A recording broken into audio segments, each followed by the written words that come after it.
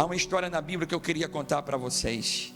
Em Atos capítulo 27, narra que um navio estava sendo levado para Roma. E dentro desse navio havia prisioneiros, e entre eles havia o apóstolo Paulo. Todos eles estavam sendo levados para se apresentar diante do imperador. A Bíblia narra que esse navio, em um certo momento da viagem, enfrentou uma grande tempestade, uma terrível tempestade. E essa tempestade fez que o navio quebrasse, que esse navio estivesse totalmente sem controle. Todos estavam desesperados. E no verso 20 diz que: e não aparecendo havia alguns dias, nem sol, nem estrelas, caindo sobre nós grande tempestade, dissipou-se afinal toda a esperança de salvamento. O quadro que se apresenta dessa triste realidade é que aquele navio estava naufragando, que não havia mais esperança de salvamento. Agora, o que me surpreende, meus queridos, que no verso 21, quando todo mundo achava que não havia mais esperança, quando todo mundo achava que não tinha como consertar ou como sair daquela situação, Paulo se levanta naquela tempestade e diz para aquelas pessoas e para aqueles líderes daquele barco, Paulo diz: senhores, eu aconselho de bom ânimo, porque nenhuma vida se perderá dentre vós, mas somente um navio. Observe, meus irmãos, como é que alguém que está vendo o navio afundando, alguém que está vendo que as tempestades estão arrastando esse navio para o naufrágio, como é que alguém tem a convicção que Deus está dando a certeza que eles iam passar por esse momento?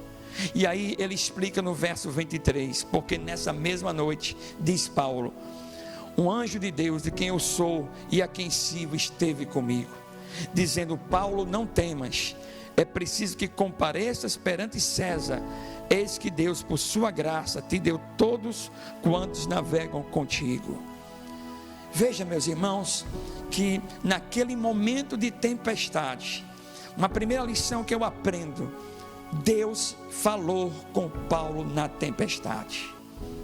Às vezes a gente acha que Deus só fala conosco quando a maré está boa, quando não há nenhuma tempestade, quando não há adversidade. Deus fala conosco. Deus falou com Paulo, e por isso que naquele ânimo de derrota, ele se levanta e diz: ninguém vai perecer, porque o Senhor falou comigo. O navio vai perecer, o navio vai naufragar, mas nós, nenhum de vocês vão se perder. Qual era a convicção dele? Porque a palavra de Deus sobressaía aquela situação. E a preocupação de Paulo, como diz o verso 25, diz: portanto, senhores, tende bom ânimo, pois eu confio em Deus, que sucederá do modo porque me foi dito. Diz a Bíblia que de fato o navio pereceu, o navio naufragou, mas eles estavam já perto de uma ilha e conseguiram chegar até aquela ilha. Aqui, meus irmãos, eu quero pensar com você uma segunda lição. Quem é você? Quem somos nós na tempestade? Quem somos nós quando a maioria diz que não tem como resolver essa causa? Quem nós somos quando as grandes ondas se levantam e quando a estrutura do nosso barco é jogado ao mar? Quem nós somos? Meus irmãos, nós cantamos, nós louvamos, nós pregamos um Deus todo-poderoso. Nós temos o temor da sua palavra. É preciso se levantar na nossa tempestade. Deus levantou você na sua família. Deus levantou você para ser um Paulo da vida, que se levanta diante da tempestade, mesmo sabendo que essa tempestade é terrível.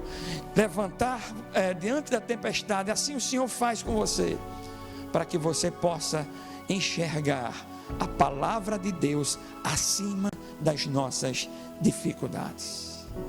Se levante na tempestade, se levante diante da sua família e diga que confia em Deus. Seja esse farol na escuridão, seja o instrumento de Deus que tem a convicção de sua palavra. Que Deus te abençoe. Em nome de Jesus.